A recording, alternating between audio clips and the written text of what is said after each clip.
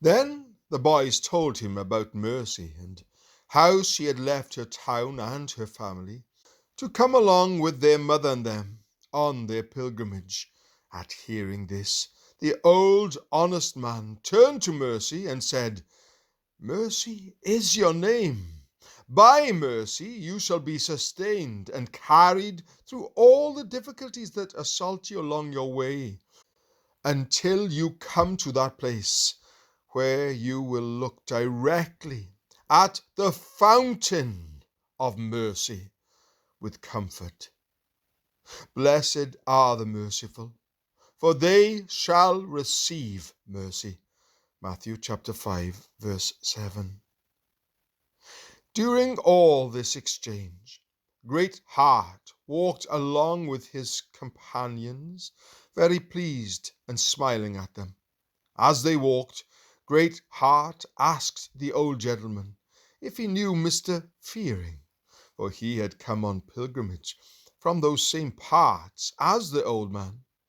"Yes, very well," he said. "He was a man who understood the root of the matter, but he was one of the most troublesome pilgrims I ever met in all my days." Great Heart said, "I can see you knew him, for you have given a very accurate description of his character." "I more than knew him. I was one of his closest companions. I was with him most near the end, though I was also with him when he first started to think about what would come after this life." Great Heart said, "I was his guide from my master's house to the gates of the celestial city." "Then you knew him to be a troublesome one?" "I did," Great Heart nodded, "but I could bear it well enough. Men of my calling are often entrusted to conduct men such as him." "Well," Mr. Honest said, "tell us a little about him and how he behaved under your guidance." "Well, he was always afraid he would fall short of reaching the place he desired to go. Everything frightened him. I heard that he lay roaring at the Slough of Despond for more than a month. In all that time, he didn't dare to move on, even though he witnessed several others crossing the slough before him, and many of those people offered to lend him assistance, but he was too afraid to accept it. He wouldn't go forward, and he wouldn't go back again either.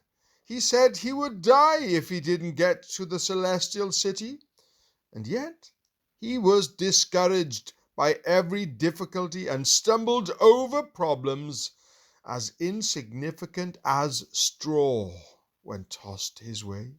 After he had lain at the Slough of Despond a long time, one sunshiny morning he somehow ventured on and finally crossed over, though I don't know the details.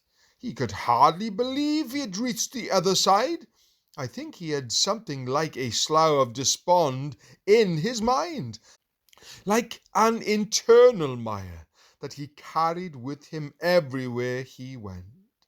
Otherwise, he wouldn't have been so fearful of everything. So, Mr. Fearful came up to the gate. You know the one I mean, the gate at the beginning of this way. There he stood for quite a while before he found the courage to knock.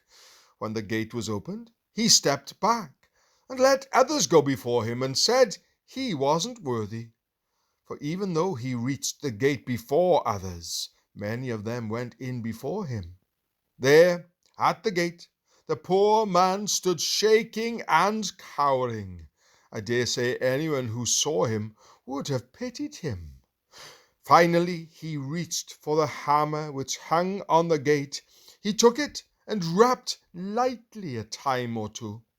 The gate opened to him, but he shrunk back again as he had done before.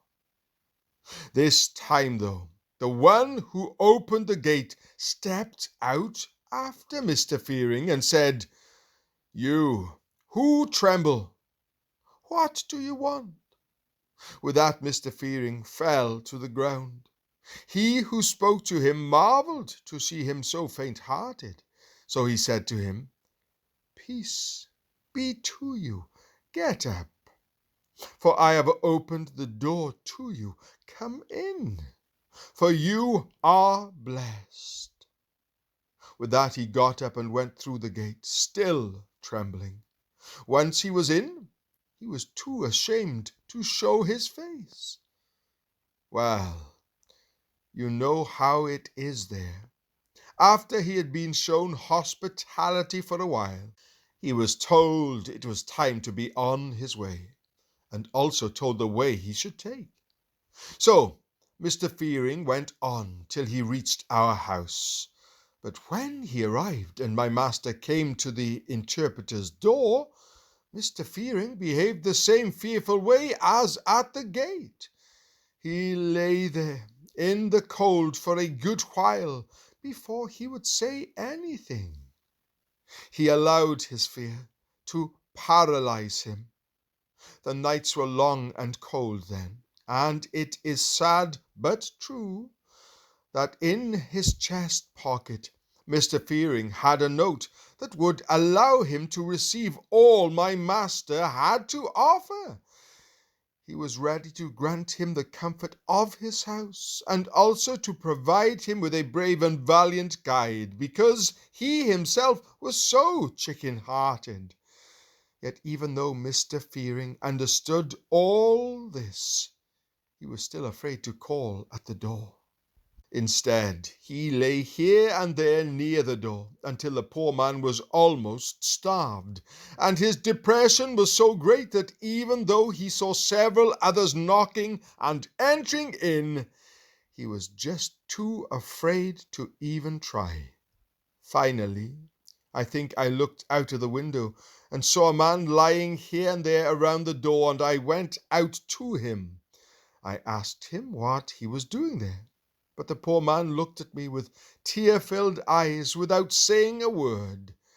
I figured out what he wanted, so I went inside and told the others in the house about him, and we explained the situation to our Lord. So he sent me out again to invite Mr. Fearing to come in, but I have to say it wasn't easy. Finally he did come in, and my Lord lovingly carried nourishment to him. There wasn't much food at the table, but the master took some of it and placed it upon the table in front of Mr. Fearing. Then Mr. Fearing presented the note from his pocket, and my Lord read it and said his desires would be granted. So when he had been there a good while, Mr. Fearing seemed to gather a little courage and to be a little more comfortable. For my master, you must know, is one who is very kind and compassionate, especially towards those who are afraid. Therefore, he introduced everything to him in ways that might encourage him the most. Well, when he experienced all the things at the house, he was ready to take his journey to the celestial city, as Christian had done before him. My Lord gave him a bottle of spirits and some rich foods to eat. And so we set out together, and I led the way. But Mr. Fearful hardly said a thing. Instead, he sighed aloud as we walked together. When we came to the place where the three fellows were hanged, he said he doubted that he wouldn't end up the same way. Yet he seemed glad when he saw the cross and the sepulchre. There he wanted to linger a while, and it seemed to cheer him up for a little while. When he came to the hill difficulty, he didn't hesitate at that, nor did he fear the lions very much. This might seem strange for one so fearful, but his troubles were not related to things like these. His fear was about whether or not he would be accepted at the end of his journey.